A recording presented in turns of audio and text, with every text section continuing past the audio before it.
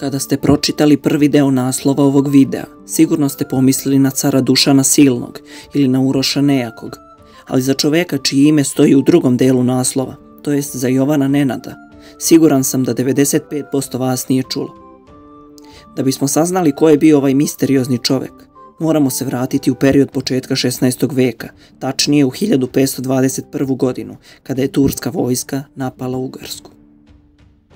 Bitka na Mohačkom polju odigrala se 29. avgusta 1526. godine između turske vojske pod vođstvom sultana Sulejmana Veličanstvenog i ugarske vojske koju je predvodio Lajoš II.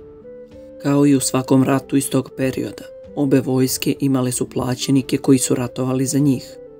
Među tim plaćenicima našao se Jovan Nenad sa svojih nekoliko četa. Ubrzo on kreće sopstvenu borbu protiv Turaka i Ugara i pokušava da obnovi nedavno palu srpsku državu. Istoričari nisu saglasni ko je bio Jovan Nenad. Neki kažu da je bio potomak srpskih i vizantijskih plemićkih porodica, dok neki tvrde da je bio niskog roda. Ono što je sigurno je da je rođen 1492. godine i da je imao nadimak crni čovek, jer je imao crnu fleku na telu, debljine prsta koja se prostirala od slepočnice do pete.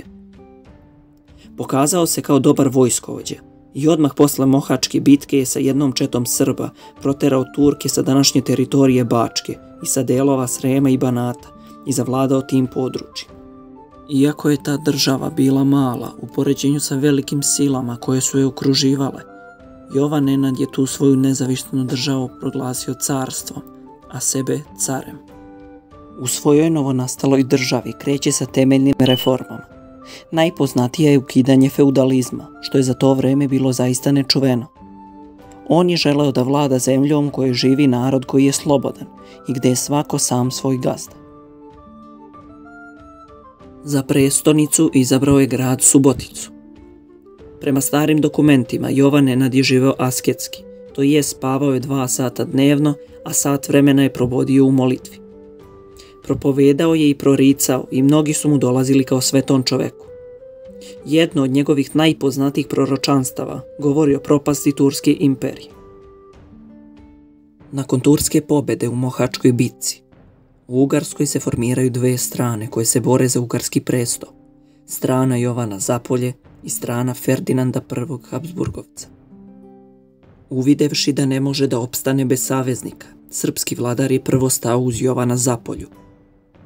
Nedugo potom, 1527. godine, on menja stranu i sklapa savez sa Ferdinandom. Od tog trenutka Zapolja počinje da šalje vojsku na njega. Popularnost Jovana Nenada kreće vrtoglavo da raste i on prikuplja vojsku od 15.000 vojnika. Uz velike gubitke, on uspeva da pobedi vojsku Jovana Zapolje.